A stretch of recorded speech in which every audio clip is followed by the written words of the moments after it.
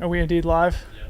Thumbs up from our executive producer, Matt Feldick. Welcome, everybody, to the inaugural running of the Big Alta presented by GOLDWIN. My name is Dylan Bowman, joined by some great co-hosts here today as we are broadcasting from Free Trail World Headquarters, a.k.a. my garage. Joining me, as usual, my favorite co-host, Corrine. Corrine, good morning. Good morning. You smashed a 17-miler this morning, not to brag. Yeah, put on dry clothes. Good thing the cameras can't see how dirty my legs are, but yeah, happy to be here. Welcome to Free Trail World Headquarters. Welcome First time, long time caller or long time listener, first time being present in Free Trail HQ. Heck yes. And brand new to the Marin County and Bay Area running community, none other than Anna Gibson. Anna, welcome to the show and welcome to Marin County. Thank you, and welcome to your garage also, I guess. Welcome to the garage. Very happy to be in all of these locations. Yeah, I want to do a deeper intro and just chat with you a little bit about your first impressions of Marin County. But before we do, just a quick run of show. Today, of course, is Trailgating, our preview show. So we're going to sort of preview the action of both the 50K, which happens tomorrow starting at 8 a.m. Pacific time, and the 28K, which starts at 8 a.m. Pacific time on Sunday. So we got 2 big days of racing coming up. We're going to be joined by some special guests over the course of the show today. What we're going for today, just to give you a peek behind the curtain here, is sort of like a Pat McAfee style show here today. Very casual. We'll have some guests come in and out and hopefully keep you entertained here for a little bit on a Friday. Hope you're not working too hard. Like I said, both races are going to be broadcast tomorrow and on Sunday, thanks to our good friends at the Mountain Outpost. We got Matt Feldick behind the cameras here today. So a big thank you to Mountain Outpost, Matt, Jamil, and the whole team for making this possible. This is truly a dream come true for a generic sports dude like me. Honestly, this is fantastic. Anna, back to you. You're brand new. You moved to Marin County, a couple of weeks ago now? What brought you to the area? Well, I think we're barely even at 2 weeks yet, so very fresh. The running is what brought me here. I've kind of been bouncing around for the last couple months and knew that as soon as the winter got intense in Wyoming, where I was hanging out before this, also where I grew up, that I was going to have to leave, and I didn't know where I was going to leave to, but I'm glad that I landed here. And what are your first impressions? Have you been exploring? You're living in Mill Valley, we should say. I'm the self-proclaimed future mayor of Mill Valley. We lived there for 6 years. My wife is behind the camera here also. It's one of the great towns in America, home of Mount Tam and the legendary Dipsy Trail, so also iconic in trail running lore. What are your first impressions of your new neighborhood, your new stomping grounds? Very good. Yeah, it's definitely a charming little town. Definitely does not feel like the city at all, which I think is good for me. I'm sort of a small town person, and I love everyone's friendly, looking each other in the eyes. Like, you don't pass somebody on the trail without saying hey, and that's kind of the energy that I like. So yeah, just in terms of community, feeling very warm welcome. And then also the running and biking and everything is honestly insane. Like, I've had my mind blown every single day. Just by the views, and we've had some crazy weather. That was a bit of an interesting intro. It's been awesome exploring. Yeah, Matt Mitchell, who I ran with this morning, asked where I wanted to run while I was in town, and I was like, Marin, just all of Marin. So we did a north side loop today, and it never gets old. And it's like, I don't think we ran on any new trails to me. But yeah, after spending 4 years in the Bay, there's still potential to run a completely new trail, which is always very cool. Well, we'll get to this later when we preview the race courses this weekend. But our little corner of Marin County here where we sit in Marinwood is also sort of like a very underappreciated place in the greater Northern California Marin County sanctuary of running. It's fantastic. And even people who live locally very rarely come up and run on Loma Alta and Big Rock Ridge, which are the 2 highlights of our race course. So again, we'll get to more talk about how great Marin County is for trail running here later in our show. But before we move off it, we were just talking about the event that we went to last night. Tell the people a little bit about it, because it was just so fun. It was sort of an unofficial part of Big Alta race weekend and kicked things off in a really positive way. Yeah, so we were at an event. It was just down in Mill Valley with a pretty good turnout, lots of different ages. It was a fundraiser for the Western States Trail Museum, which is being put together in Auburn. And basically, we just watched a film that detailed the history of the Western States Trail and all the way back, beginning with the indigenous peoples who lived in the area, the Washoe tribe, and then up through the horse race and how the foot running race came out of that. And it was just really, really cool history. And got to hear from a couple of really cool panelists who have kind of been along for the ride from the beginning. Corrine, have you seen this film, They Crossed the Mountains? I haven't seen it yet. It is so incredible. I was almost embarrassed that I had never seen it last night, sitting on the edge of my seat. Some of the coolest trail running content, and the trail running part of it comes in like the last 10 minutes when they finally start talking about the Western States 100. Film's probably made in the 90s, and so it goes back to Native American using the Western States Trail for trade and transportation, into the gold rush days, then to the horse race, then to the Western States 100. Anyway, a fantastic film and a fantastic evening, and a big shout out to Carolyn Latham and Patty O'Leary, who are both racing this weekend, who sick. put together a great local event to get race weekend started in style. So we'll start talking about the course and the weather and the fields. Corinne's just messing with her Strava from today. Yeah. You got to make sure you I give her a gotta follow. come up with a creative title, so I might have to wait until I have more brain capacity later today. Yeah. Go ahead. It's the pre show or something, Right. Yeah, You were trailgating the trailgate. I was. Oh, okay. There we go. Yeah, I'm done now. Strava title locked in. We're going to be bringing a special guest up here pretty soon, but maybe quickly, Corrine, just to set things up for race weekend, you are going to be our main host both days. Just talk a little bit about what people can expect from the broadcast while I'm out there trying to keep up with the leaders. Yeah, I'm moving into the Bowman garage for the weekend, and I'm very excited about it. I'm going to find ways to get roads on the live broadcast at every turn. But yeah, so I'll be your host this weekend. I'm joined by Adam Mary in studio. Tomorrow we'll go live at 7:30 a.m. Race starts at 8. And then I will be joined by Tim Tollefson in studio on Sunday for the 28K, again, starting at 7:30 live from the garage, with the racers kicking off at 8 again. Fantastic. And hopefully we're hoping to pull in people post-race for podium interviews in studio. So it should be a really cool full production. And then we've got camera runners on course. We've got in-field correspondence. David Lamb told me he's prepping to be a Leah Yingling this weekend, and he's not sure if he can fill her shoes or not. So the stakes are high. Big shoes to fill. And I am terrified, I have to say. I am going to be trying to keep up with the lead men for the first Alex Varner texted me. He's like, I'm going to get dropped, right? And I was like, you can't get dropped because then we won't have anything to talk about, get dropped. Alex. Yeah, so we have an army of follow cam runners that are going to be equipped with gimbals and iPhones, and we're going to be doing our best to keep up with the leaders of this weekend's competitive fields, which are actually quite interesting and quite deep, and we'll get to those here in just a little bit. So I'm going to get a solid weekend of training in, it feels like, and hopefully that'll be exactly the kick in the butt I need to actually keep some momentum. Yeah, did going. Hannah Allgood put GoPro sprints into your training log for the weekend? Hannah Allgood is my coach starting on Monday. Okay. The comeback starts Monday. Everybody out there, hold me accountable. She's also coaching Ryan Thrower here towards Western States 100. So a big shout out to Hannah. We took a photo last night with Colby Jones, one of our great free trail friends last night, who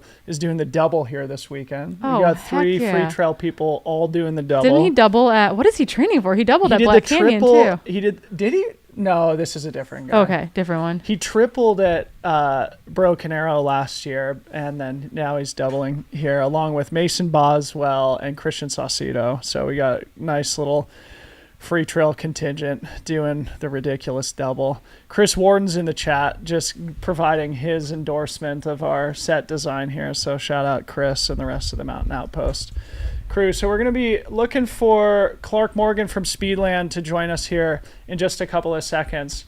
Okay, yeah, Harmony's going to grab him and bring him on here in just a sec. Yeah, we're going to just throw it to a quick quick commercial, and while we get Clark from the green room, and we'll have him up here in just a sec.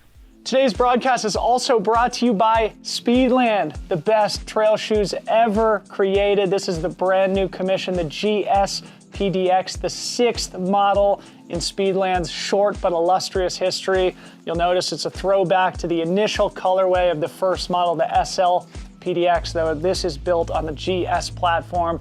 Plenty of cushioning to take you as long as you want to go on the trails. There's people going to be racing in it this weekend in both the 50K and 28K, but also people wearing it at Cocodona here in just a couple months' time.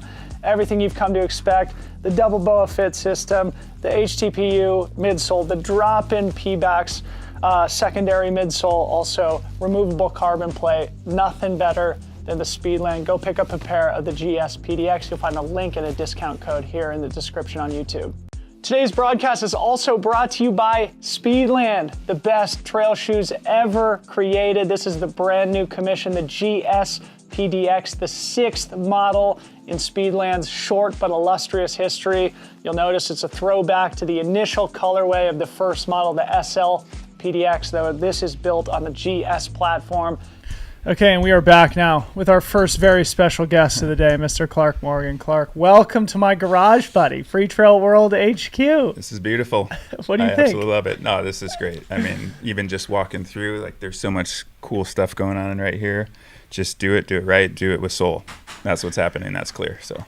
And this is, have you ever been to this area before? No. First impressions? Fantastic. Best place in the world? Center of the universe? I mean, even this morning, there is one particular bend that I went. So let me go back. Yesterday morning, it was all fogged in. So all I could see is just the trail, which was very cool. And then this morning, it was totally clear when I was running, and it was a whole other experience. Yeah, hugely impressed, and it's only beginning of the weekend. So yeah, great times. So just after this, you're going to be heading over to San Francisco Running Company, which is sort of the nexus, the nucleus of the Bay Area trail running community, especially, in Marin County here. We both have stinky shoes in there. Yes, we do. I saw both of them. Yeah. Took photos of both of them already, actually, as it turns out. Yours is right by your shoes from your TRT. FKT from the Tahoe Rim Trail are there at San Francisco right Running next Company. to the checkout right there. People pick them up all the time and then realize that they're used running shoes and are kind of like, ugh, and like put them back because they're not behind anything. They're just like literally on the cash register. It's cool. Yeah, there are some cool sort of historical mementos all over the place. Got a couple on the top shelf. I don't know if you've seen that. A couple of my Ultra Trail Mount Fuji trophies are up there. I think there's like one from Ultra Trail Australia. So that place has been so important to me in my trail running journey, and it's awesome that they're going to be helping to host a little bit this weekend. So maybe talk a little bit about what you're up to this weekend, what Speedland's up to, and where people can find you. Yeah, so really the goal here is anyone who wants to interact with the brand, try the shoes on specifically, and hang out just in general, that's the goal. So flew in yesterday, it's all blending together, and set up for the soft packet pickup yesterday. I actually went to the shop this morning, set up everything except for just the demo shoes so that at least it was ready as soon as I get back. So we'll be there from 12 to 6, a full demo fleet. SFRC has the new GS PDX in stock, so you can figure out what size you want, run around in the parking lot, and then pick up the brand new freshie inside. So that'll be today, and then for the race, we'll be at the start for all of Saturday for the 50, and then on Sunday for 28. We have several people racing from our Rad Speedlander ambassador group. So we've got a bunch of folks in race, but then other folks just come in and hanging out. Aaron, Daniel will be around as well. So yeah, just come, literally just hang out in the tent. We got a bunch of chairs and just want to let people experience the brand for the weekend. So you just mentioned the GS PDX, which we launched on Monday of this week. Mm-hmm. I haven't had a chance to talk to you, Dave, or Kevin about this in any detail. Yeah. But holy smokes, that was an overwhelming launch, wasn't it? It was, and I think the best way I can put it is I am delighted that it came to fruition the way that I thought it would. Because look at the thing. I mean, such a beautiful it's ridiculous, show. Right? And the way I talk about it is there's basically 3 types of people who have been absolutely dying for this shoe. It's the people who got the first one and loved it. Yeah. It's like the Speedland one, right? Those who missed out on the first one because they sold out quickly. There it is, exactly. And then the people who have come into the space of Speedland since then that didn't know about it, and now they have a chance to be a part of that original story. So honestly, it wasn't a big surprise to me that it sold out as quickly in a lot of sizes, but it's just such a meaningful, like powerful, original story come to fruition that, let's be real, it's going to be awesome. So what's the plan now? Because I have one pair in my size, and it's going to be devastating to get it dirty. Ryan and I have been talking about okay, we need just a dedicated lifestyle pair, you know? Right? So you can just cruise in that one. Yeah, totally. So because obviously we've been operating with this commission model for a long time. I know there had been some idea of maybe just keeping one shoe kind of in the rotation in perpetuity. What are the plans there, if you can reveal anything? Yeah, and I don't think I'm overstepping bounds here. I apologize, Dave and Kevin, if so, but I think we've talked pretty significantly about this. I mean, you're right. The goal is to be able to have something, ironically, evergreen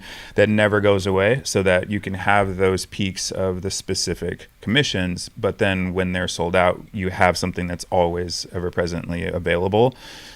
And it being so quintessential to the brand color, this was an obvious choice. So we will, hot news, we do have a plan to have a reorder of this sort of late summer, roughly.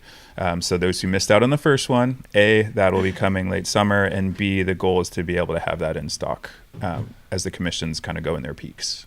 So you can stop hoarding. Yeah.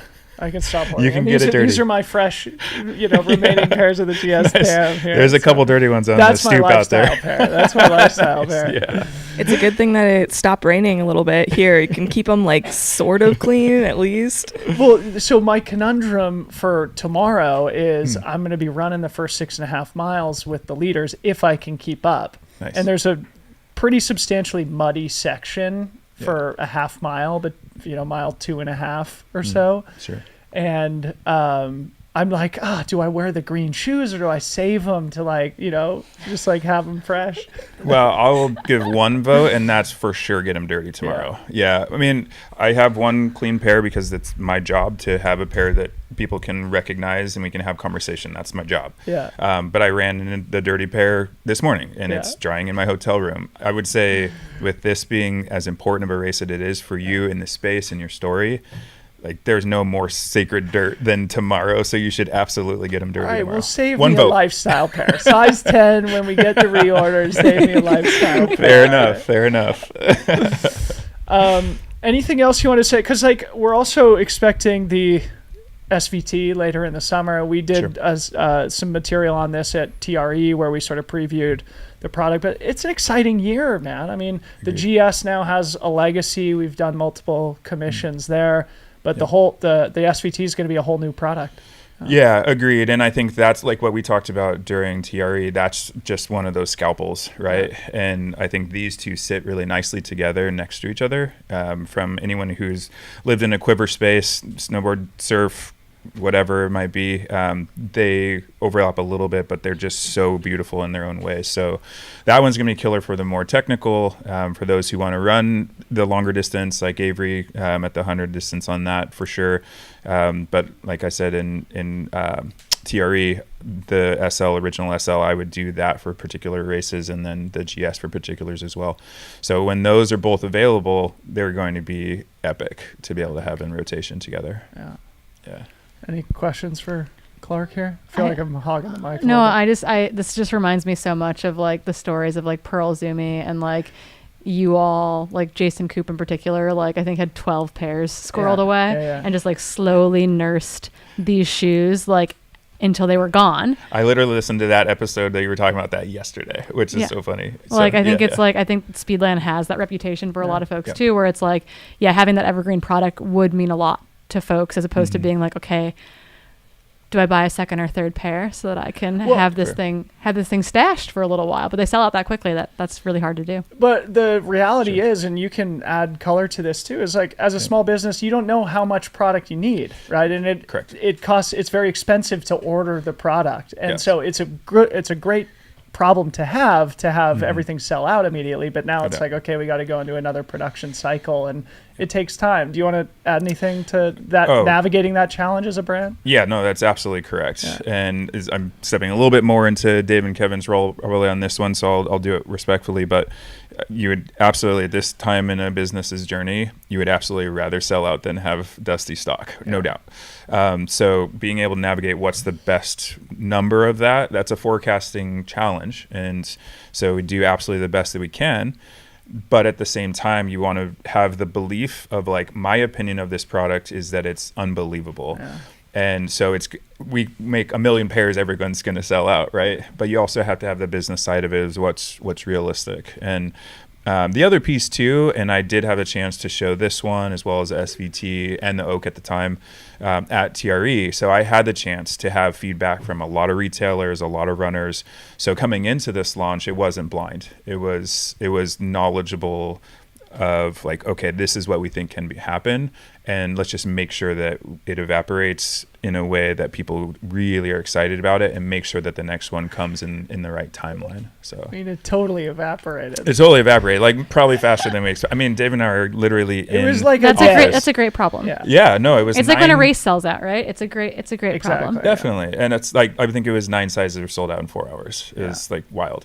But yesterday, talking to a guy at SFRC, he had one pair already, and he's trying to figure out, should we do this one for the race or this one? And there's something beautiful, and it goes back to sort of what you were talking about with Zoe on the last Food Trail podcast, right? Of the idea of what does it look like to be a brand in this space that really is interested in who are the people who love this brand and want to run in this brand, and make sure that we're building that community and then facilitating from there. And as you expand, I have a message on Instagram right now. Somebody hit me up this morning about, when are you going to bring it to UK?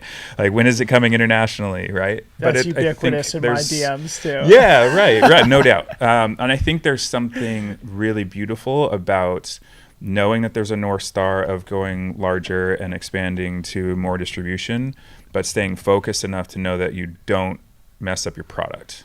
And that's the goal right now, is to make sure the product is fantastic and make sure we're building a relationship sustainably with those who love this footwear. That's why I'm here. That's why we're sponsoring this event. And then we can cross the bridge to larger distribution as it comes. But if you jump too quickly to that next phase, you can miss some of the beauty that is going slowly and sustainably at the beginning. Slow and steady. Well, I was talking to Ted Knutson, who's the owner of San Francisco Running Company, this week, and he's got the precious inventory, and I doubt it's going to last very long. So anyway, for those who are in town for the Big Alta, make sure you swing by SFRC, support local retail, support a small brand that's trying to make a difference here in our awesome sport, and go check out SFRC. Any parting words, Clark? I mean, I think just thank you for what this is.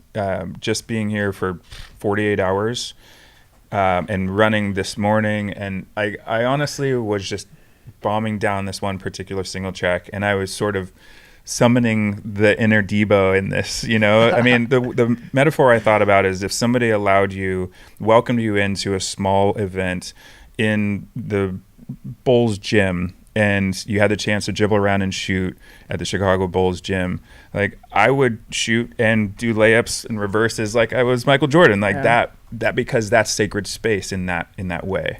What you've done here is extremely important, because what you've done is you've opened up your space with all those who are in this space for other people to experience your life here.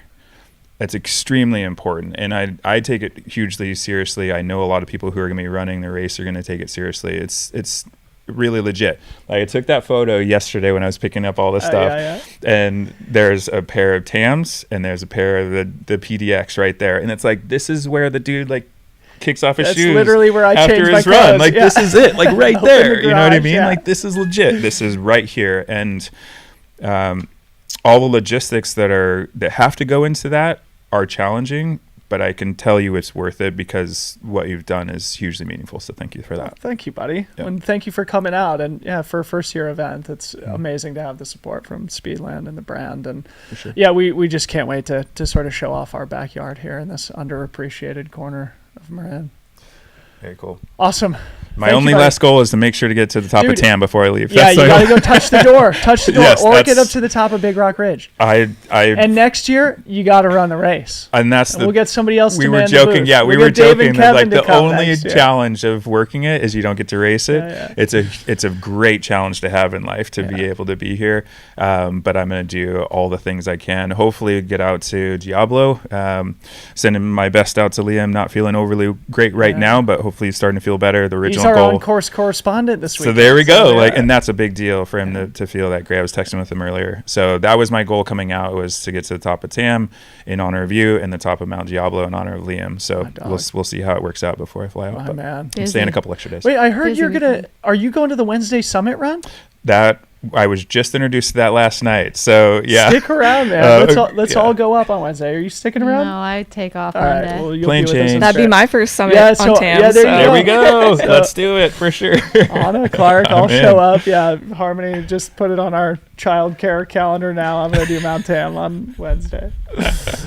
Anyway, Consider it done. Clark, thanks for coming on, man. It's great to chat with you. Appreciate your presence here. And go take care of everybody who's picking up their bibs there at SORC all day. We'll do. We'll Thanks, do. buddy. Thank you for having Awesome. me. Great to see you again. Thanks Yeah. for having me, Corrine. We'll see you Very out cool. there. Awesome. We're going to have Jeremy Long, our real race director, coming on here soon. Do you know if he's here yet? We're going to check. The inaugural Big Alta presented by GOLDWIN. A big thank you to GOLDWIN for their support of our race this year. You'll see that I'm wearing their inaugural trail running capsule of products, this Japanese brand moving into trail running for the first time. We could be more excited to help them do so. You see, we got the Marinwood green waterproof jacket, Free Trail logo on it. It's part of their initial trail running capsule. We've also got a great pair of trail running shorts here. You'll see the signpost logo there, bottom right. Also have another Free Trail logo on the back. There's also a really nice wool and polyester blend t-shirt as part of this trail running capsule. And finally, a nice pair of waterproof pants. Hopefully we won't need these on race day, but a big thank you to Gold. I know. I'll be at Gorge too. We're up. Okay, we are back here with our real race director here. I tell everybody that I'm not the race director. Jeremy Long, the founder, owner, race director of Daybreak Racing, our great partners on both the Big Alta and Gorge. Jeremy, welcome to Free Trail World headquarters. What do you think? Thank you guys for having me. It was quite the transformation from when we arrived a couple days ago, so it's pretty sweet. I like a little it. cleaner, and now with a whole production studio in it. People are really impressed by your garage in the live chat, and it's like, well, I don't think it always looks exactly like this. We are definitely like stuffed in a corner right now. It probably looks roomier than it is, but it's getting the job done. And like I said, it's a dream come true for a generic sports dude who's been a ESPN addict his whole life. Jeremy, you just finished Mark of the Course. How is it? I am so impressed with how stuff drains here. It's pretty awesome. I mean, for the amount of water. Welcome to California. Yeah, the right. Oregonian finally coming The advantage to of the sunshine. steepness is quick drainage, so that's good. Yeah, trails are in great shape. There's a few muddy spots, but that's just part of the normal trail running in February, so it's a first for us too. So we'll see how it goes. And weather's looking awesome, so it's only going to get better. So tell everybody about our original conversations about doing this race. Right after I moved here, I was like, hey, You there's this surprised me cool by loop. moving to California. Well, I left, so he was allowed to Yeah, move back. yeah. 'Cause when Right. I moved here, the Bowmans left like a week later. So it's a curse where we're not both allowed to live in San Francisco at the same time. That's right. Well, I don't precisely remember when you exactly moved here, but it was right around a year ago, maybe a little bit farther back, when you're like, hey, I have this sweet loop from my front yard. I'm gonna send you my Strava or whatever. So check it out and let me know what you think. Wink, wink. So, I played with it, and it basically became what is the 28K. And then, if we're gonna make it something real, obviously it needs to at least have a 50K as kind of its premier sort of distance. So that's, was the next step. And then, we made some calls, and it seemed to be like it was just bound to happen. So That was the origin for sure. And here we are, at least a year after we started planning it, and it starts tomorrow. Are you feeling prepared, Mr. RD? As prepared as we can be. That's kind of a trick question with an inaugural anything. But we've all the permitting is buttoned up, and we've got great weather. We've got so many stoked runners. It's insane. I mean, for an inaugural race, to have this many runners and this much just energy is just, it totally exceeded my expectations completely. So I mean, I ran into a guy on my run this morning who's out for a run with his dog, and he was like, "Hey, if I can figure out childcare for tomorrow, like I'd love to come volunteer if they still need help." And I was like, "Shoot me a DM, we'll get it sorted. Let me know if you got the childcare arranged." Well, and I mean, I can't express the biggest shout out to the Marin trail running community for not only embracing an inaugural event, but welcoming us from the Portland area to come down and host it. I mean, everyone has been just so gracious and welcoming and energetic and willing to kind of step in wherever is needed. We've kind of been full on our volunteer slots for like a month, so it's just been. And as soon as I sent the bat signal out for like, hey, who can run cameras for me this weekend? Of course, I got inundated with volunteers to help out. Also, the first race for Daybreak outside of Oregon and Washington, right? Yep, absolutely. That seems like a big milestone. It was a big jump. Yeah, I'm glad we split the drive into 2 days. So that was a fun way. We laid over in Ashland on the way down, so another classic trail town. So that was a fun midway point. So it's good. Should we enlighten everybody about the impasse that we were at, about the name for the race? I was about to say. I think that would be everybody's asking we about have the chicken. to talk about the chickens. So once I got the major green lights with the permitting, and Debo screaming in his truck over the phone, yes. Then it was on to the real stuff of what are we going to name this thing. So I do. Like all of our races, I try to incorporate some relevant local history into the event, just trying to tie it all together. And with this one, prior to white settlement, this valley that Marinwood is surrounded or is in, it used to be called the Las Gallinas Valley, which is Spanish for the hens.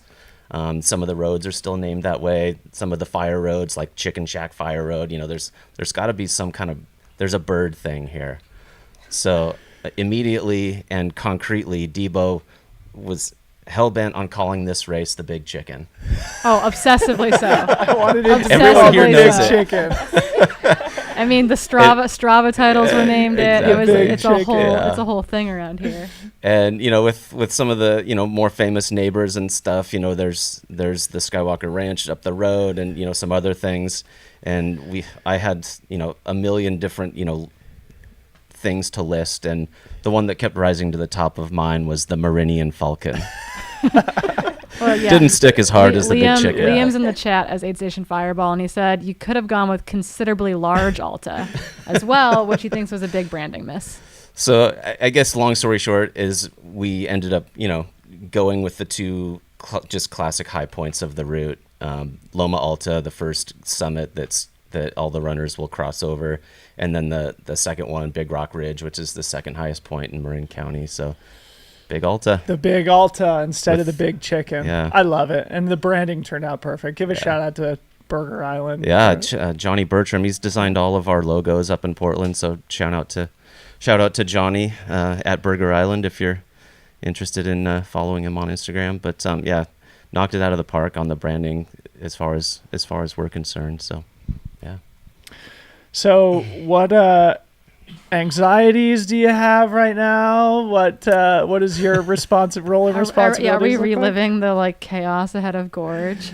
Yeah, well, I mean, just what I would like to get across is what are the realities of race directing here? What's going through your head the day before the race? Your brother Aaron, who is also a core part of our team there. here. Yeah, my brother Aaron. You guys were out course marking this morning. Yep. I saw Aaron out there just doing the Lord's work on the Queenstone Fire Road today. That's right. What is the next 48 hours look like for you guys? Well, I guess first and foremost, the forecast is looking rather excellent. Don't jinx it, dude. Well, I think we're pretty solid, but we made it in between atmospheric rivers this time, so that's pretty cool. Yeah, I brought the sunshine from Seattle with me. Thank you. Stressors at this point, like I said, that our permitting's buttoned up. It's always going to be. We still got to set up, our staging area and everything in the park, and then once the gun goes off, then it's kind of.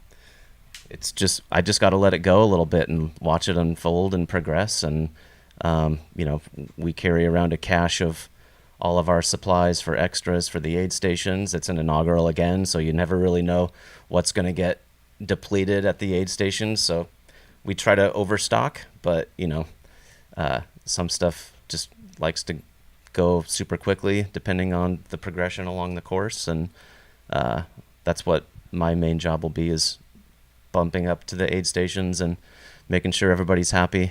So, are you sure you don't want to switch jobs with me and try and keep up with Drew Holman? And There's Eli no way I Henning could do that. There's no physical possibility. It's a bad job. Yeah, it's a tough job.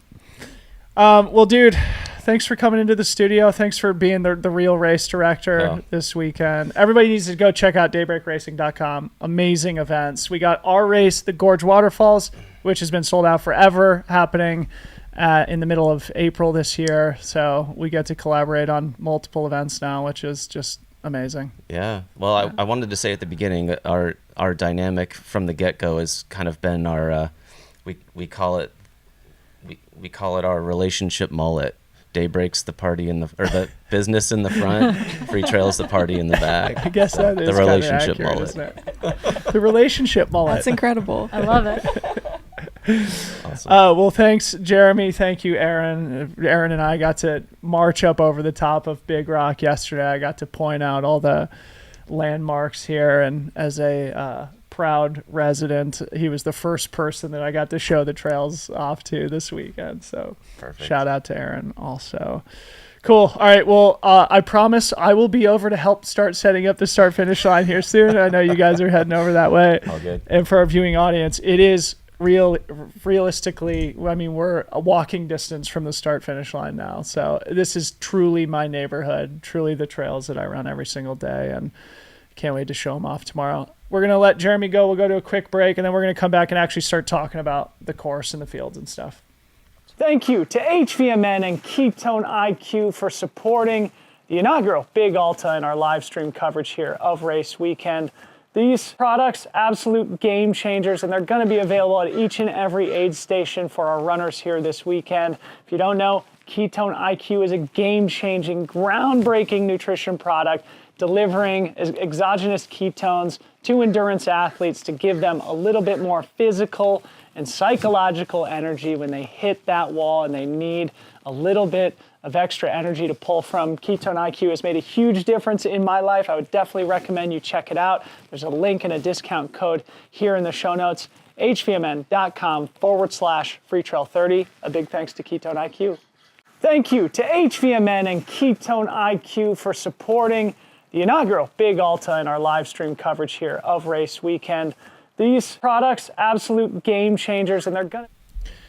Okay, and we are back here. The three of us now ready to talk shop after getting our Speedland fix and our quick update from the race director. What do you guys think of those quick combos? I'm sorry for hogging the mic there, but no, it's fun. It's exciting to see kind of what's going on behind the scenes race weekend as well, because I don't know, I think we as runners show up to events and it just seems like everything is smooth and there are no big problems, and you get your bib and you run a race and then you're done, and there's a lot that goes on behind the scenes to make these things feel that smooth to everyone else. And so I think it's nice to put faces to the names of folks that are out there trying to make it happen.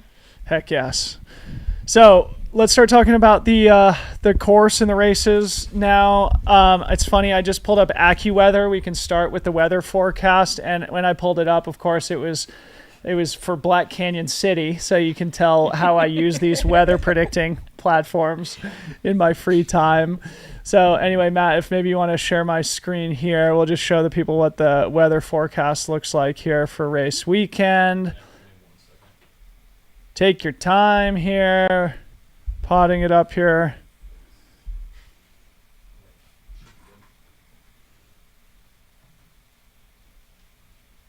Okay. I think the audience can see this here. This is race weekend. Today is Friday, the 23rd of February. Warm tomorrow. 64 degrees. The clouds are just burning off now. Fresh Northern California sunshine is about to touch our race course, and tomorrow is going to be absolutely glorious. Maybe even on the warm side, especially for people coming from winter climates. A high of 69 degrees here at Marinwood. It'll be, what I'm hoping for is that we get the low-lying fog in the morning. Oh, it's so cool. It looks like you're running around islands. Yeah. I love it. It's unbelievable. And then Sunday, high of 62, so a little bit cooler, but should be sort of a mix of clouds and sun. Anna, what do you think about race forecast this weekend? It feels like people would be ready to shred. Yeah, I mean, if I could choose a temperature to race in, it'd be like low 60s, honestly. And yeah, having just plopped down here in this beautiful part of the world, from a very wintry climate previously, like, yeah, running in shorts and a t-shirt after you've been training in sometimes 2 pairs of pants, sometimes multiple jackets, hat, glove, buff up over the head, like whole 9 yards. It feels so good and you feel so fast. So yeah, I've got a couple of friends coming in from Wyoming, also from Oregon, and I know they're all super excited to run in some warm weather. So Awesome. yeah, it's gonna be great.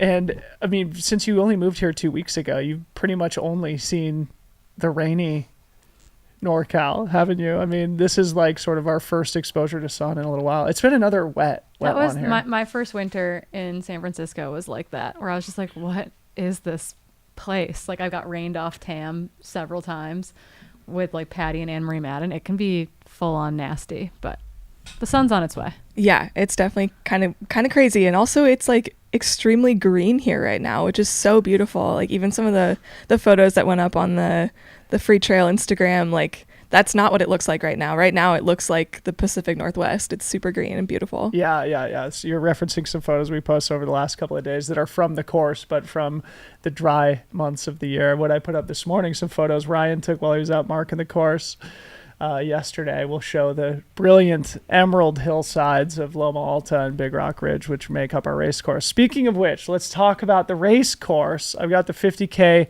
pulled up on my computer here. We're going to share screen and talk you through it.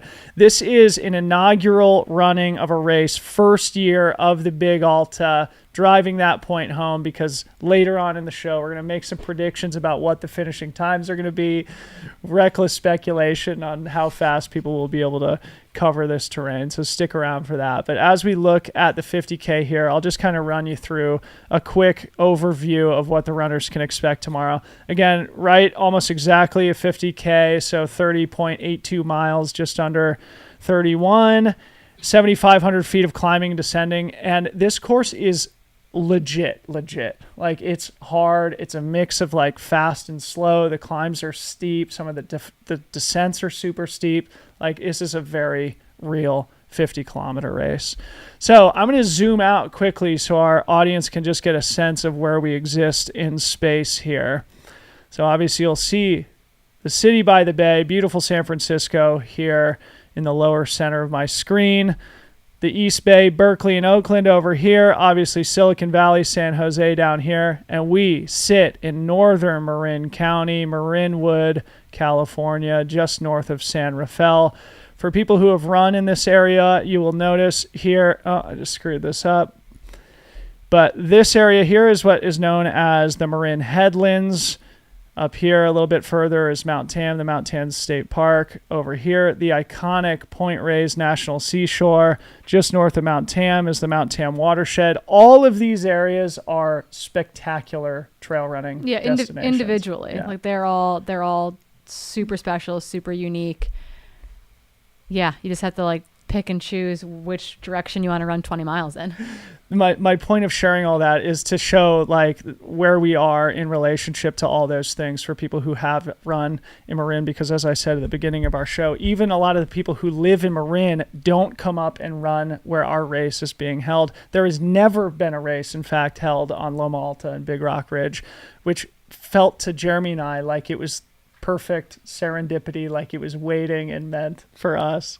And so zooming back in here to Marinwood, just going to walk you through what the runners can expect as they leave Marinwood here, make that first climb up Loma Alta here to our first high point. This is where me and Tim Tollefson are going to basically be chasing the men's and women's leaders in theory tomorrow morning. So We hope. we hope we can Otherwise, keep up. Adam, Mary, and I are going to have a real weird time in the studio. Yeah. And then runners will then drop down into the town of Fairfax. Corrine, tell the people a little bit about Fairfax. I mean, I love all these little communities. Yeah. You'll see people road biking through all of them, but I'm a coffee shop to coffee shop kind of gal myself. I actually taught at a high school out in this area as well. And so, I mean, eclectic little town. Don't quit your race there to go get coffee or a snack or something. You got to keep running. It was known as sort of like the hippie enclave of. And it has that vibe Yeah, for sure. It's yeah. definitely got a little bit of that, and it's a really beautiful little place. Yeah, so there's an aid station down here that we're calling Fox Hollow. We're going to have David Lamb as our on-course correspondent there at Fox Hollow. We will not have cameras on this loop down to Fairfax, but when they come back up to Loma Alta on the second climb, Tim and I will re-intercept the men's and women's leaders here and run down the hill to the Big Rock aid station. This is going to be an important aid station for the runners as they begin the ascent up to the true high point of the course. That is Big Rock Ridge. And then as they make their way down here, one of the major challenges on the race course are just these sort of, probably 4 or 5, a handful of grinding climbs that just Little- break momentum on the way down. Yeah, It makes kind it of difficult. micro climbs almost, in which it's like, it's one of those things where they tell you a race is a downhill finish, and then you're like, man, there's a lot of uphill in this downhill finish. Like that big descent is gonna feel like that. Like you're like, oh, I've got a long downhill, and it's like, you do, but you've got 4 or 5 climbs that you have to make happen in that as well. Yeah. And then so they will take the left-hand turn down Chicken Shack, throw back to the Big Chicken Inspiration, and then go through the Chicken Shack aid station, eventually climb up the Ponte Ridge Trail, which is a nice switchbacking single track in the shade. And then they make this hard left turn and go down what we call the Whopper, which is maybe the most appropriately named trail in all of Marin County. Why is it called the Whopper? It is nasty. It is nasty. So if you're running the 50K tomorrow, make sure you are mentally prepared for this tough descent that comes late in the race. You're just over a marathon. You lose 1,000 feet in a mile or so. And it's narrow, lumpy, seldom used neighborhood single track that almost doesn't exist as an official trail. Certainly doesn't get a lot of. I ran some similar things today, and with the rain and wind recently as well, they are extra lumpy. Extra lumpy. Would you say that's like the most technical part of the course? Yes, 100%. So Right for at those, the end. Yeah, for those who are going to be taking part in the 50K tomorrow, also make sure that left-hand turn is the trickiest turn on the race course. So it comes right at 26.2 miles. So when people are cresting that marathon distance, getting into the ultra marathon territory, that's when you need to be looking for a hard left-hand turn. Going down the Whopper, yeah, it's a challenging stretch of technical, lumpy, narrow, seldom used single track, as I said. But once you get to the bottom, final climb, and then you're home free. But yeah, anyway, it's a really spectacular course. It's, like I said, trails that I run every single day, and I can't wait to share everything with our runners here starting tomorrow. Any other comments on the 50K before I just show off the 28K a little bit? No, I mean, we'll talk more about like what we think people are going to run on it in a little bit, but I think that we've got a February early 50K, 28K opener on our hands here for years and years to come. I hope so. So then, just talking quickly about the 28K, our viewers will be able to tell, but effectively this inner loop on the 50K becomes our 28K. So it shares many of the same trails. So, basically climbing up to Loma Alta, instead of doing that Fairfax loop, you just bomb down Loma Alta Fire Road to the Big Rock aid station, a nice long scenic climb up to Big Rock Ridge, and then a screaming fast descent, but that is punctuated with those rhythm breaking climbs on it as like sort of a short course specialist at this point in your career, how would you approach a race like the 28K strategically, do you think? Would it come down to like the second climb, do you think? Or I mean, I think that's definitely where I'd be hoping I felt good.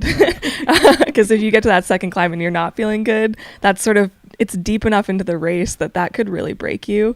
And I don't know. I mean, I'm sure there's some runners who are looking at those little bumps in the final major descent and kind of getting stressed. Like if you're a good downhill runner, those might really break your rhythm. But I think for me, I looked at that and I was like, man, if I was racing, I'd be psyched on those bumps because they just break up the downhill, which can kind of hurt if you put too much of it back to back. And I'm definitely an uphill specialist. So I think I'd be stoked about those. So I think there's lots of different ways to kind of look at the course, and every type of runner is going to see some area in there that they have a strength. And I think that's really exciting.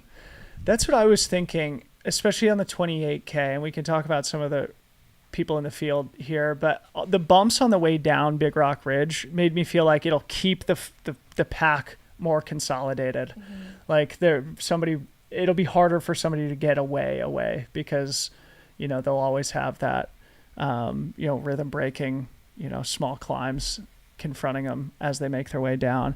Matt, maybe pull it up one more time here. I wanted to point out one other thing on my computer that I think is relevant to our viewing audience. Again, our two high points on the course are Loma Alta, which is on the south side, and Big Rock Ridge, which is up here on the north side. One of the things that makes this race different and interesting, especially for the elites in the race, are that these two high points are kind of very tall, high, grassy knolls. It's not like Mount Tam where there's vegetation and trees all over the place, which means you have a super long line of sight at your competition. Which is both awesome and potentially awful. Well, I mean, that's what I wanted to talk about. Like, give a little substance as to why it would be such that. Well, I saw this happen at Black Canyon a little bit because we had those two short out and backs, which gave people like a good sense of where folks were. We just interviewed Becca Wendell for Trail Society, and she actually said that when she came into the 50K aid station or so, that she saw Rachel heading out when she was heading in, and she was like, oh, like I am way further up than I thought, and like I'm feeling good, and I'm like thriving on that like momentary check-in versus like having no idea where your competition is. So I think it can really buoy people along, but it can also be one of those things where it's like you can't break the elastic as easily. You're not out of sight, out of mind as easily, because like those are tactics that we all play with, right? It's like, cool, if I can get out of sight, out of mind, that's where I want to be. And that's going to be a lot harder to do with those long like areas of visual. So psychologically, it's just like an extra variable that I think the professionals are going to be wrestling with out there. It's like, whether you're feeling good or bad, you can see the person in front of you.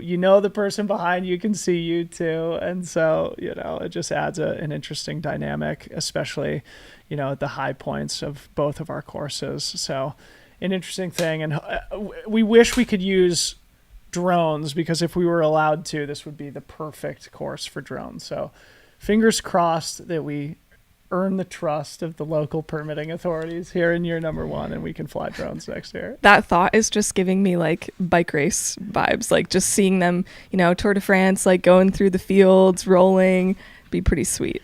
And then I wouldn't have to try and keep up with Drew Holman and Eli Hemming. You could stop training right now. We got to save Dylan's legs, so. No, I need it. I need the training, a good 6-mile tempo to start the day tomorrow. Let's talk about some of the fields. Do you have the list pulled up here?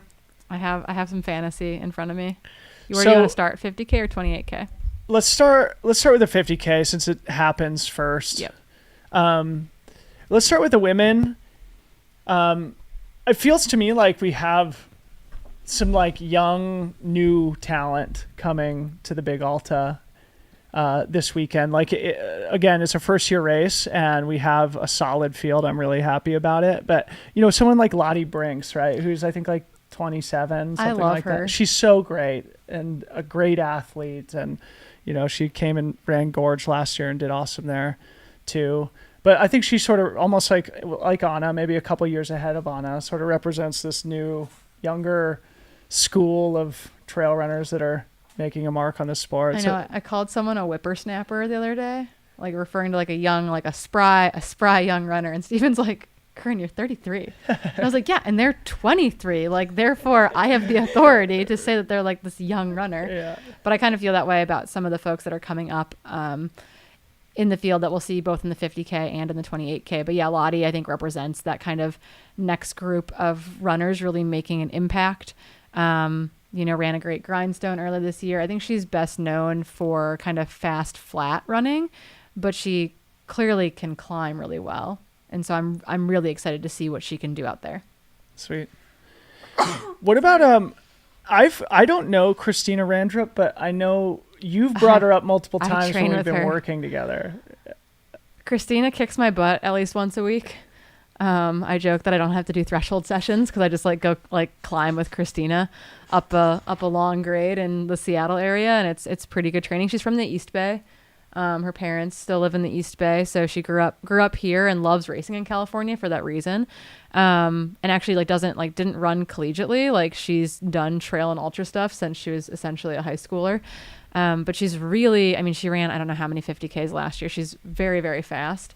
And this puts her on home turf. She came back for quad earlier this year, broke her wrist probably in January, early January during our ice storm, and she had surgery on it. It's healed, but this will be kind of some of her first, I'm going to go recklessly throw my body down a hill style of running in a little while. So I'm curious to kind of see what that looks like, but that girl can climb. Like, she's not, it's a not climber's fun to 50K. get dragged by. It's a climber's 50K. So I think that she is someone that I'm keeping my eyes on in this race. Actually, a name that I noticed as well as Rachel Entrekin, who probably is not on the radar for a lot of folks. She's not going to run, unfortunately. No. I need to send an update because to Travis for fantasy. She's super interesting. If she was running, she's does insane stuff in the mountains. This would be a very fast, short race for her. She does 200. But akin to the Tara Dower effect, it's it turns out they can run really good 50Ks and they can do a unsupported route around Rainier or Glacier Peak, or she won Plain, I think, outright 100 mile, which is a notoriously cool hard rock qualifier because the course isn't marked and the only aid's at the 100K mark. And so they're just out in the Washington woods by themselves. And she won it outright. So it's she's a super interesting character. So I'm bummed that she won't be in this field this weekend. It's too bad. Anything you want to add there, Anna? I just learned this morning from Christina's Instagram that we graduated from the same undergrad program at University of Washington. So just shout out, that's kind of cool. Isn't she doing a PhD? She's doing a PhD, yeah. So she's working in one of the labs that studies whales, a specific type of whale that I cannot remember.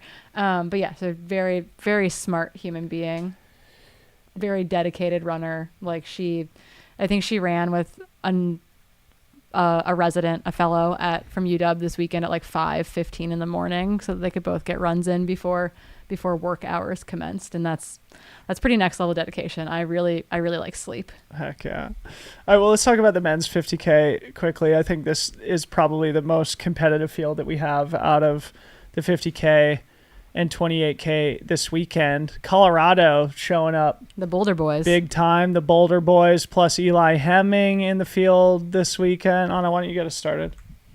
Yeah. Definitely cool to see Eli. I think this is the first time he's raced in his new kit, right? For Terex? He kicked ass at Black oh my God. Canyon. I'm wow. Okay.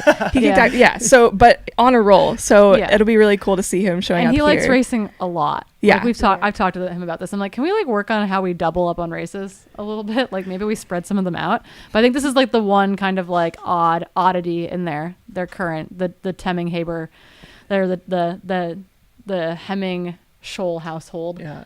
This is the one oddity for them this week, or this kind of back to back. But yeah, the dude is so fast. So Anna, what I'd love to hear you talk about, because you've raced on the Golden Trail World Series, which both Tabor and Eli sort of targeted last year, and here Eli is running a 60K at Black Canyon, now a 50K 2 weeks later. I don't know what his plan is for the rest of the season. He's hinted at wanting to step up in distance, but he has not told any of us what that actually is yet, despite prying. Well, I'd love to get a sense of his racing schedule for 2024, but starting the season with a 60K and a 50K back-to-back does feel kind of out of character for Eli. It does a little bit, but I think he's shown hints of kind of trending in that direction for the past year or so. I think that became pretty evident to me, Tabor and Eli last fall, I guess, when they had 3 weeks back to back, and I don't think that ended up panning out how either of them were expecting, but yeah, definitely he's just hungry for race opportunities, and I think that's a very unique thing about Eli especially. Yeah, the Kodiak to Golden Trails like World Series finals double was pretty insane. They also did the early season Broken Arrow to Mount Marathon double, and then directly into Mont Blanc. Like it's just, those two cannot be stopped, and so I'm curious to see kind of what that actually means later in the season for him. But he is the guy that, I mean, the men's field is particularly deep for this 50K, and Eli Hemming is the one who will kind of sit at the top of that, and we're just kind of curious to see. We also, I think, he comes into this race with us knowing exactly kind of where his leg speed is and how, like, what his fitness is, versus, you know, we haven't seen Drew Holman race in a while. Darren Thomas and Gus Gibbs were both pacing at Black Canyon, so they've been running, but it's just like it'll be a little bit more of a tester, a true opener for a bunch of the other guys in the field. I just pulled up the Black Canyon 60K results, and Oh, Eli won by record. 30 minutes. And he in broke a the record 60K. by a massive amount too. How much did he break the record by? Do you remember? Okay. I don't remember. I want to apologize to Eli. I feel like I just totally discounted some incredible thing he did. Well, it's hard, you know, to remember all the amazing stories from this year's Black Canyon. So Eli was... Black Canyon was wild to follow along with. So Yeah, and the 60K I think is going to get progressively more competitive there. It's still, I feel like, a little bit under the radar for a race weekend, but it's, I mean, the women's field in the 60K in particular was like so bananas competitive. I mean, with just how important that 100K is becoming, you'd think that just a critical mass of people would start targeting that shorter distance race on Sunday of Black Canyon week. And so the Boulder Boys, let's say just a couple of words about Drew Holman, Matt Daniels, and their new adopted member, the newest member of the Boulder Boys, Moises Jimenez from Vert Run, is now part of the Boulder Boys group. Yeah, they've gone global. And he's racing tomorrow too. Yeah, I know. I think it's kind of interesting that there's 3 of them that will be in one race together. And Seth Ruling's doing Transgran. I know. Yeah. I'm really excited to see. And Adam Mary's going to be sitting here doing the broadcast with you. We got Boulder Boys takeover. Boulder Boys, we gotta weekend. watch out for them. But yeah, really excited to see. I mean, it was great to spend time with Matt Daniels doing our trailgating ahead of the Black Canyon race weekend. Yeah, just really, really excited to see both, like, he and Drew pin on bibs this week and get after it. They were making fun of Drew. I listened to the Boulder Boys podcast. I feel like I can say that here. It's a safe space. They were joking that Drew posted on Instagram that he was running, and they're like, that means he registered for the race. Like, yeah, like, nice work, Drew. Because it seems like he tends to hedge maybe as to when he signs up for things a little bit. Yeah. But finally pulled the trigger and will be here this weekend. I think it was Ryan Thrower, our guy, who finally got him to register. Isn't that right? Ryan just signed up for him. Come have a seat with us. Yeah, come join us. It's time. I told him it was the last day to sign up. Yeah. So there had been a rumor circulating that Drew Holman was going to register for the Big Alta, but his name was never appearing on the start list. But Ryan, who's close with Drew and Sasha, was like, yeah, I'm pretty sure he's running. And I'm like, well, like, he's got to start. Today's, he didn't respond. So then I did the little double tap exclamation point, and like 15 minutes later, he's like, all right, fine, I registered. That's okay. I did that with Chuckanut. Christy was like, hey, I heard from the podcast that you're running Chuckanut. You want to put yourself on the wait list? And I was like, I'll get right on that. Thank you. Anyway, Drew Holman, somebody who we all know and love and think so highly of. I actually met Drew as part of V1 San Francisco running company back in the day when Harmony and I were living here in our first tour of duty in Marin. Now we're in tour of duty number 2 that will never end. We will absolutely never leave again. But Drew Holman, the sort of recovering ultimate Frisbee player who had a long blonde ponytail at the time, was showing up to the group run. We're like, dude, this kid is strong. And now look at him. He's a freaking top 5 performer at CCC, one of the best in the world. And Here he is coming back to Marin, where it all started to take on a 50K tomorrow. Yeah, the homeland. I think it's kind of cool too. Gus Gibbs, also a hometown boy, grew up just up the street from the Deuce in Mill Valley. So I think that he paced a massive leg at Black Canyon to get Chris Myers to that third place and golden ticket finish. But yeah, I think Gus is fit and ready to rip on home trails too, which is always exciting to see. He seems to be in a great frame of mind too, living in Boise nowadays. Yeah. He's been there for 7 or 8 years probably, but They've got a relishing his burgeoning trail community too. Lottie's there now. from Boise now, so a couple of contenders from the Boise contingent here this weekend.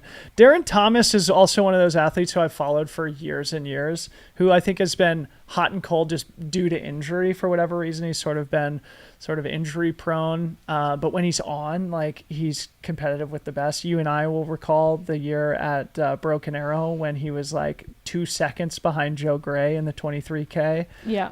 All the way down to the wire in the finishing shoot simultaneously. And it seems like he's healthy. I know that he had that like kind of long go with the injury, but he paced Trayson to a really stout finish at Black Canyon as well. We got a lot of pacers from Black Canyon that will be racing this weekend. And he actually crashed at our house afterwards because the delayed start there made him miss his flight. I was like, Bold, that was a tight connection, buddy. Like, you weren't going to make it with a 2.5 hour delay. So he crashed with us for the night, and it seems like things are moving in the right direction for him, which is the guy is fit. The thing, well, maybe before we get to that, maybe just closing the loop, Matt Daniels, I'm really excited to see him, open his season here. He's also going to run the Gorge 100K in a couple of weeks, but he was part of our coverage team at Black Canyon a couple of weeks ago, and everything I've heard from the rest of the Boulder boys is like, Matt is ready. Which is scary. Yeah, which is scary. And I think they're all staying together here in our neighborhood also. So excited to see Matt Daniels race. What I was about to get to is, like, strategically, again, first year race. There's no context. There's no precedent about like when to go, when to push, what's the crux, etc. If you're looking at the elevation profile, the distance, the spacing with aid stations and stuff, have you started prognosticating internally about how things might evolve? I'm really curious to see this group of guys and this group of gals like on the start line together, just because I feel like there's some characters who we haven't seen maybe in the same race, at least not in a while, who all bring really distinct skills to it. So like, is someone going to take it out just like mega hard, like on that first climb? Because you totally could. I hope not, because I got to try and keep up with a gimbal. Yeah, but then you can be like, cool, the first is up there by themselves, I'm now a second and third. Like that, there's no shame in having to fall back the field a little bit. But I think with this group of guys, we'll see them kind of pack up, I think, up that first climb. I don't think big moves will be made until probably coming back out of that Fairfax loop. But yeah, I think it's probably after that point. I think it's probably heading into maybe that second big prominent climb after Fairfax, where they see you guys again at the top. Maybe that, in my mind, would be kind of a natural place to start pushing. You marked that section yesterday. That climb back up to Loma Alta is a grind. It is. Yeah. And it's kind of a runnable grade, but it just comes... Well, I think everything debatably is runnable. It just depends. Yeah. It's all runnable. Yeah. I think if I was running the 28K, I personally with my fitness could run everything, but the 50K, I might be power hiking some of those. Those are punchy. But I do think that's kind of the most... But for the elites, it puts them in the red zone right quick. Like, it's steep enough to where, being in race pace on that type of an incline, they're threshold easy. I think that's... In the race. I know the whole course is kind of like the underrated part of Marin, but I think that's the underrated part of the course, is that climb back up to Loma Alta. It's so cool. And it's a grind, and it comes early. It's a grind. I was just talking... So Aaron Long, who is just in here... I just saw him when he was out finishing up marking the course. I ran up the final climb on the 50K course, which is such a gem, my favorite trail on the course. And we were talking, again, start getting our prognostication going while we were marking the course, about how I really do think it could come down to going down the Whopper and climbing the Andy Stone final climb back up to Queenstone. Like, it could come down to who I want a sprint finish. That would be incredible. I want people to just be falling down the Whopper and then clawing their way back out and then just a nasty sprint finish on that final descent. I mean, the Whopper, have you ever been That's on what it? I'm dreaming for. Yeah. I mean, that's the type of trail where, I mean, typically in a 1 mile descent, you would never anticipate somebody getting a gap. But if you're comfortable on that type of terrain, which is, again, very loose, technical, very steep, you could put 30 seconds or a minute into somebody there, and that could be kind of a decisive moment. But then the final climb is a kick in the butt, too. Like, all the climbs, on average, this part of Marin is much steeper than the Marin Headlands or Mount Tam. Yeah, it's a little less of that gimme vert. I feel like a lot of the headlands, particularly the southern headlands, have that, yeah, we call it gimme vert, where it's like, oh yeah, we ran 3,000 feet. Wouldn't have known. Yeah. Like, it just doesn't feel that hard versus, and you're at sea level, which is great, but I feel like the steeper stuff on this side of the mountain can be pretty nasty. Yeah.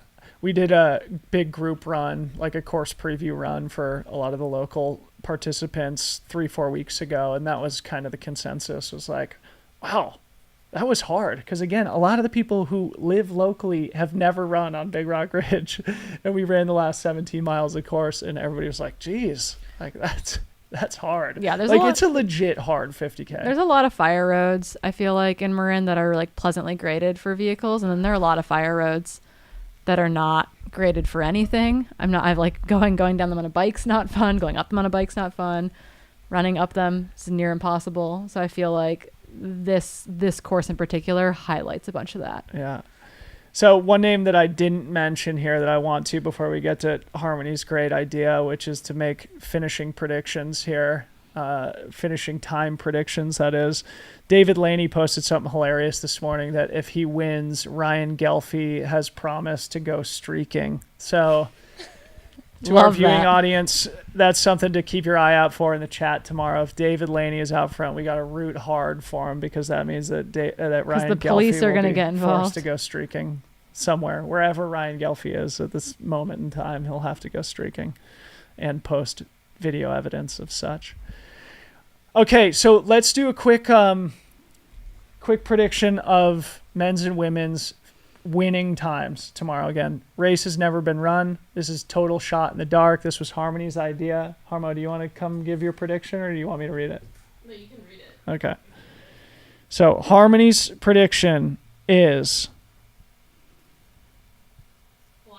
men's winning time will be 3 hours 53 minutes. Women's winning time will be 4 hours 17 minutes. You want to add any context to that? That's just a feeling. Just a feeling, she says. She knows it's just a feeling, but she knows she's That right. She's right. Yeah, that's typically how things They're go. gonna all be in like, our slow house. down, we got to Yeah. make Harmony right. All right, so I'll go next because I think this may help the rest of our panel here. I've jogged the 50K course twice in 5 hours each time, give or take a minute or two. Can you define jog? Yeah, what is a jog? Just a casual day out, like not pushing. Is he like the Strava Not elites who stopping are like my recovery watch. run? And it's Not- six I will minute say, pace? when we made our course preview video and I looked at your Strava, which was like, it gives you a rating score of how hard your effort was. Yours was like 40. It was like, didn't break a sweat, and mine was historic. So just to put that into context, mine literally said historic. Look at it. Hannah starts coaching me, in Dad spirit, and all of a sudden It's the dad strength, Ryan. the RPE goes way down. This is where it finally comes out. All right, so I've jogged it twice in about 5 hours. So I was going to guess the men's winning time will be about 4 hours, just predicting they'll go an hour faster at race pace, which would mean that I would predict the women's winning time to be 4:35. So that'll be my prediction. So I'm predicting a little slower than Harmony. Oh man, I'm the bold one. I think with this men's field, they're gonna go 3:45. I think generally I would say a minute per mile to get the women's time. So I'd say 4:15, but I think that there's not quite as deep of a field in the 50K. So I'm gonna give them 4:20. Okay. So 3:45 and 4:20 are my predictions. Anna, you've never run a 50K. What do you think? What is a 50K? Over, under? I'm just going to make it easy and go Yeah, 4:30, I think. All right, so Anna and I agree. Great minds. Wait. Yeah. You said 4:35, right? 4:35, okay. So The 4 women and are 4:30. Okay. I like to think of, we were talking yesterday, what the over-under would be. Yeah. Like, what are the Vegas odds for you either take the over and or under? And I think 355 is where I would have a tough time deciding if it would be faster than that or a little bit slower than that. So I'm going to say 355, and I'll go 425 because I think that's just in between what everyone said. All right, so we'll see who's closest. We're all sort of in the same ballpark. We didn't discuss that yet. Ryan Gelfie's going streaking for us. Okay, wait. The winner, something at the after party, we'll figure out. There'll be a grand prize at the after party. For the person who picks the time. You'll be recognized among the group at the after party as being the best predictor. Okay. Okay. Speaking of which, go to fantasy.freetrail.com. You can play along with us, not by predicting the finishing time, though. Travis, that would be a great feature to add potentially. We've always talked about using that as a tiebreaker. Do more work. Yeah, right. Talked about his head-to-head. We'll talk about a new feature on fantasy here in just a little bit. But again, fantasy.freetrail.com, pick 5 deep in the 50K. We're going to talk about the 28K here briefly before we wind down. I think, on the women's side, probably the two favorites are Tabor Hemming and Claire Rhodes. I don't know a lot about Claire Rhodes except for that she's like really good at these types of races and that she's from Alaska, which means she's probably great. But lives in not Denver. Wow. Lives in Reno. She's a UNR grad student, I want to say. So her and her partner Trayson are both part of that Who just crushed it over at Black Canyon. Yeah, part of that Reno crew. So I think that familiarity with kind of the types of terrain that she'll be racing on this weekend. But yeah, is a really solid kind of sub 50K runner. So very excited to see her run this weekend. I'm pulling up the rest of my list. But yeah, Tabor dropping from the 50K, I think adds kind of an extra degree of excitement thrown into this women's field. And then a gal from the Bay Area who's incredibly quick, and I'm really excited to see her race. She's historically been focusing more on the road marathon, but has done things like the Rut. And I was like, you chose like the hardest trail race to be your trail race to focus on as a road runner. Becca Lohman, who's a Bay Area gal, has raced with the Impalas historically. I think could be a surprise to a lot of people, flying under the radar for the most part. Mill Valley local. Topher Gaylord's in the chat saying, hey, did I miss something, or can we talk about Ryan's beard? We'll get to that in a little bit. Let's stay on the 28K. Did you have anything you wanted to add from the women's race? You don't have the field in front of you, but the likes of Tabor and Claire. And this is sort of like, I tried to peer pressure you to sign up. So like if you were looking at the field or thinking about this race, how would you kind of predict things to go down? I think it's super exciting. There's a lot of people in there who I kind of was going through their results and I think have an opportunity here with a pretty cool breakthrough at a new event early in the season. So yeah, lots of local talent and of course Tabor and Claire. And I learned about Claire a couple years ago. I used to ski race with Trayson, and so I kind of started seeing things about Claire popping up and was like, wow, she's hit the scene in a cool way. So I'm excited to see how these women all duke it out together, and I wish I was going to be out with them, but it'll be cool to watch. Awesome. Yeah, I think the one person that you had on your preview that we haven't mentioned is a PNW gal, Rachel Lenz, who will also be racing this weekend, who's done really well kind of in that local Washington, Oregon, daybreak racing territory gal, coming down for the 28K this weekend. So excited to see kind of what she can do on the course as well. Addie Thompson in the chat saying, keep your eye on Brittany Blitzer. Do you know anything about that, Ryan? Yeah, I wasn't going to say anything because I need the fantasy points, but I have her in my top 3 for fantasy. I met her at Footprints this past October. Solid runner. Awesome. Solid runner. Okay. But don't pick her because I need the points. Don't pick her. In the 28K? I guess she has no results. At the very bottom, one of those sneaky the old ones. The old Hoopiter trick. The old sneaky, you don't exist on Ultra sign up trick. Sneaky Reeky. Yeah.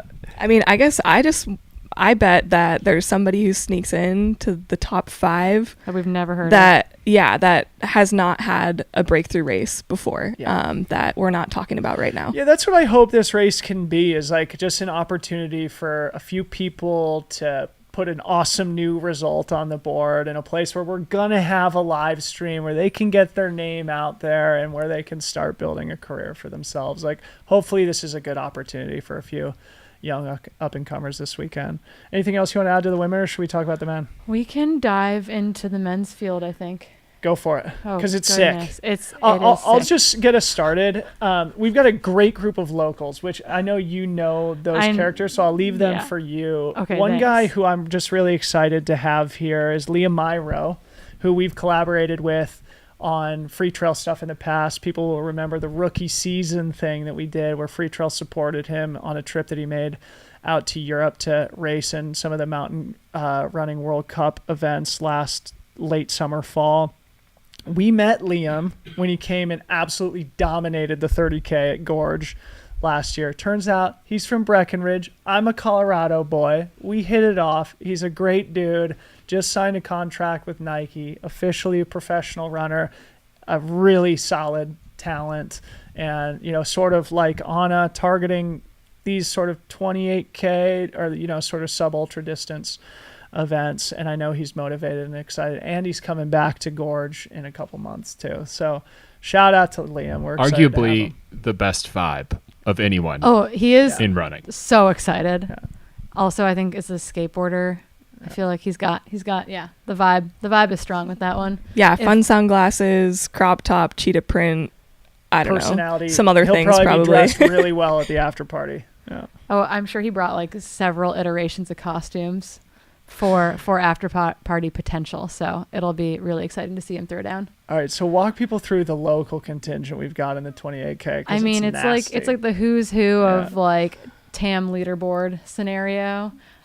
You've got Nick Handel, who I think was initially in the 50K maybe, but dropped into the 28K. No, he's been in the 28. Yep. Good. I feel like he ran like 10 50Ks last year. Yeah. So this is good that we've got some variety from Nick. Nick was the second American at OCC, finishing 11th, and ran a really strong back half of that race.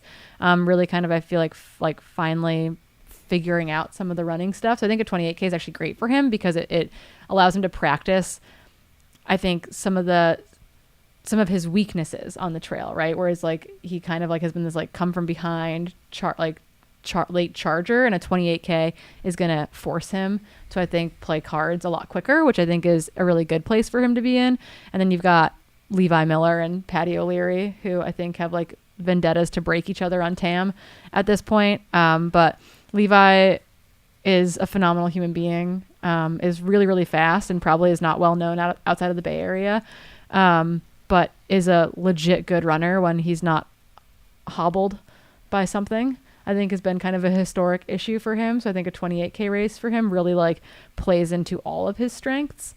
And then while Patty O'Leary wants to be a 100-mile runner, the dude's best race ever was like a 6K cross country race in the Bay Area. Like he's so fast if he lets himself be fast.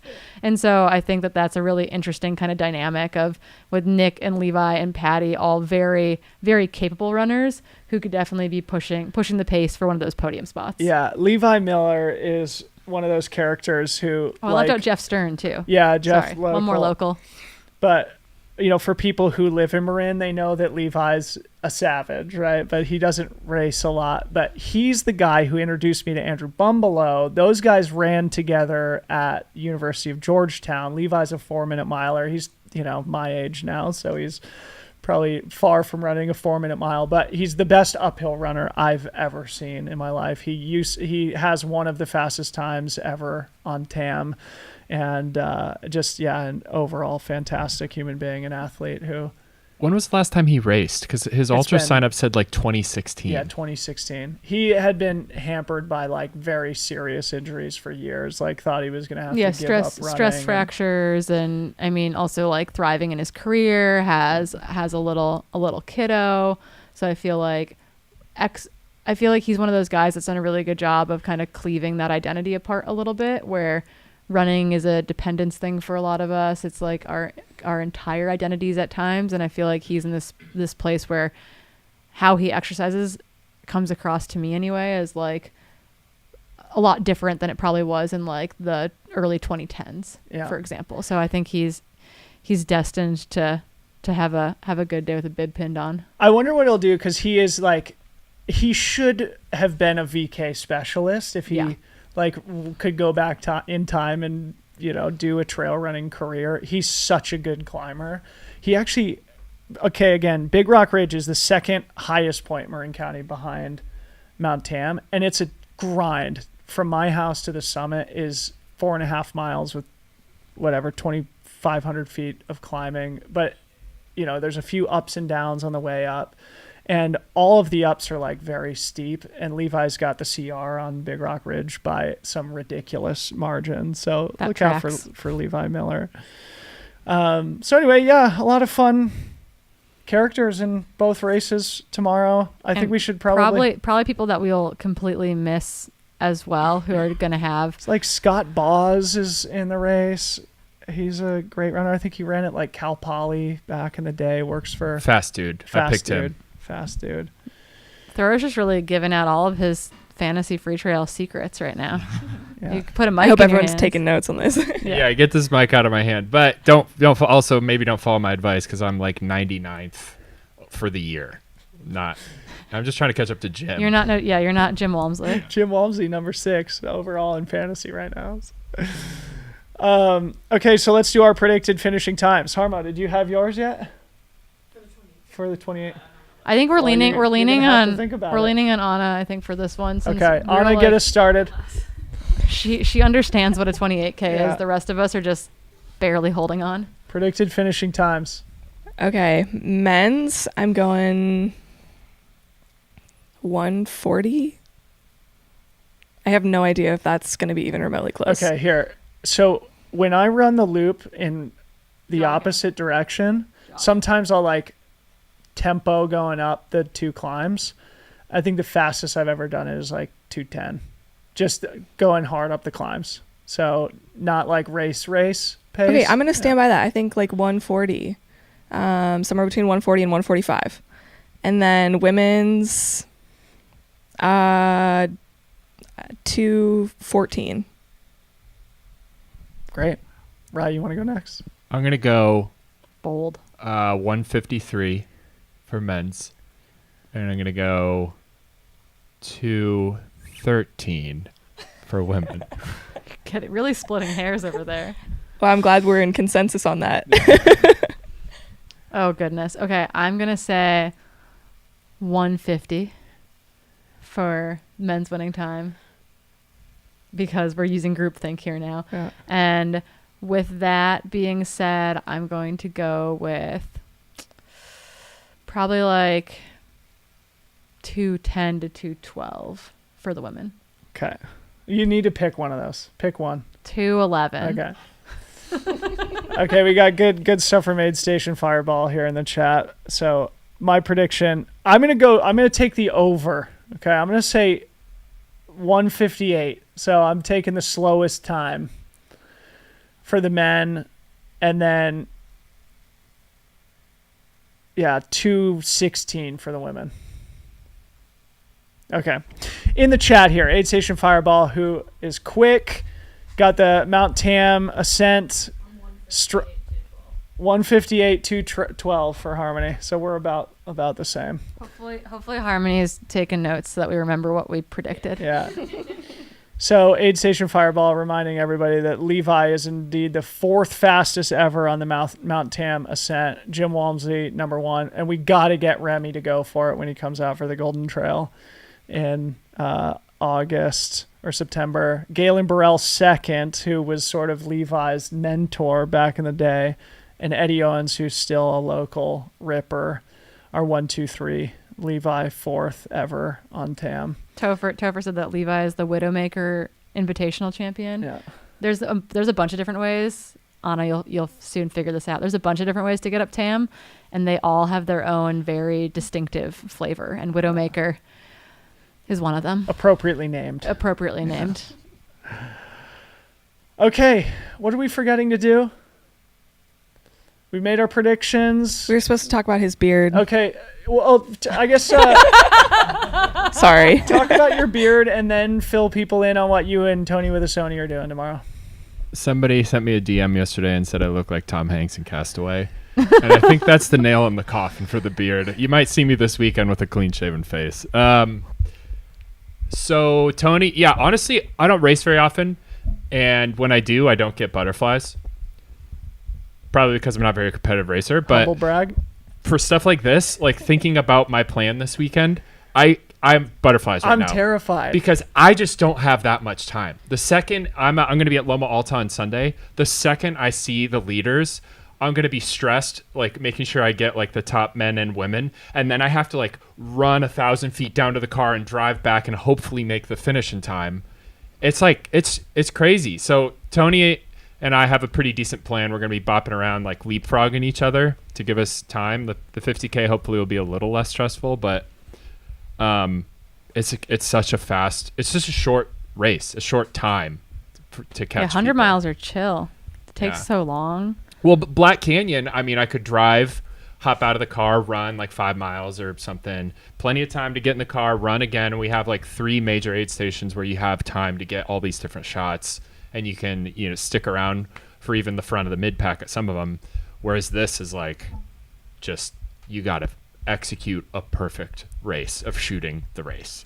So It's going to be VO2 Yeah. max for You both of us. got to put those butterflies into flying formation. yeah, I'm trying to figure out my lens setup for how I can be light and fast, because there's a lot of climbing and it's got to be fast. So Yeah, and it's not easy to get to much of the course. yeah, We should say, I mean, nobody comes up here. Yesterday when we were marking the course, we had been out for 3 hours before we saw a single human being. And they're up like, on Big hey, what are you Ridge. doing out here? It's incredible. We're like, oh yeah, we're marking a course. We're like, oh, interesting. Couldn't care less. All right, well, we can start winding down. So just to our viewing audience here, make sure you go to fantasy.freetrail.com, get your picks in. Harmony reminded me a second ago that Travis has shipped a new feature, which is you can basically do head-to-head comparisons. So when you're making your fantasy picks, you could say like, hey, how many times have Darren Thomas and Eli Hemming raced against each other, and see the record of them going head-to-head, like Nadal and Federer back in the day or something like that. Fantasy.freetrail.com. Go get your picks in 5 deep for both men and women in the 50K and the 28K. We're going to be back here tomorrow. Corrine and Adam Mary are co-hosting the broadcast starting at 7:30. Race will start at 8 o'clock. Myself and Tim Tollefson are going to pull the first shift, the first 6.5 or so miles with the leaders tomorrow.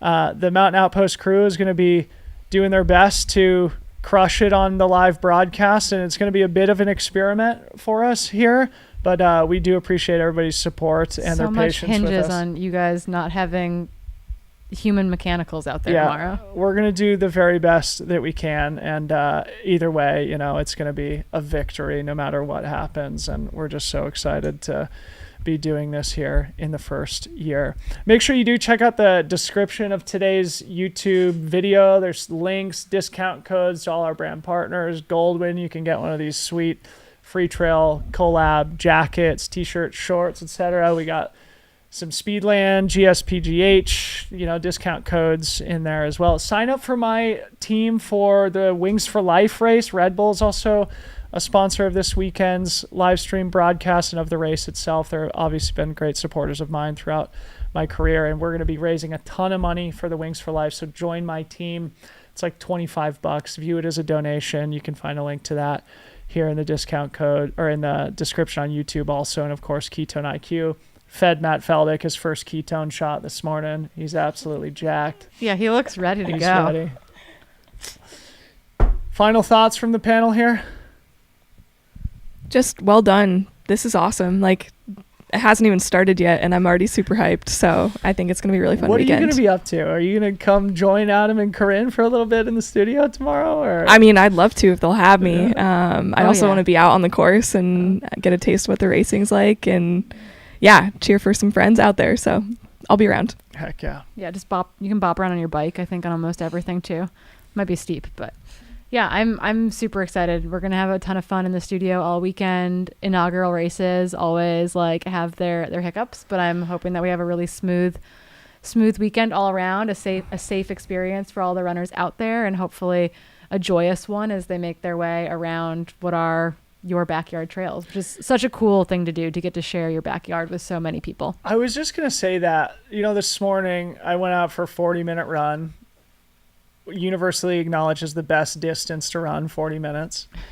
And I was just like, man, I'm so happy. I feel like I should be super anxious, or like even like excited's not the right word. Like, I'm just happy that we're doing this. No, but And that's like when you're perfectly tapered for a race, where you're like, you're not dreading it, you're not hyped, you're just like zen. You're just like, I'm kind of almost indifferent, in like the best way though, like a positive indifference. the thing is, as you said, first year races, you do learn. Like, I'm sure there will be something where we're like, shit, like we screwed that up.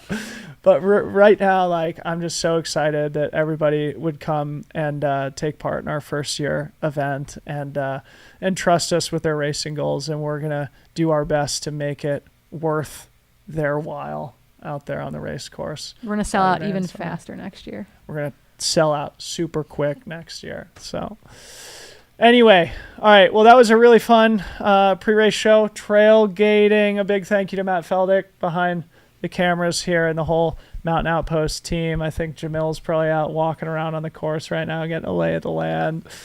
Harmony behind the scenes too, doing everything for us organizationally, and coming up with the prediction idea. Ryan Thrower will be out on the course clipping bangers, so keep your eye out on social media. Anna, thanks for joining us. Great to have you. Corrine, as always, it's a pleasure. And we'll be back again tomorrow, 7:30 a.m. See you then. Peace out.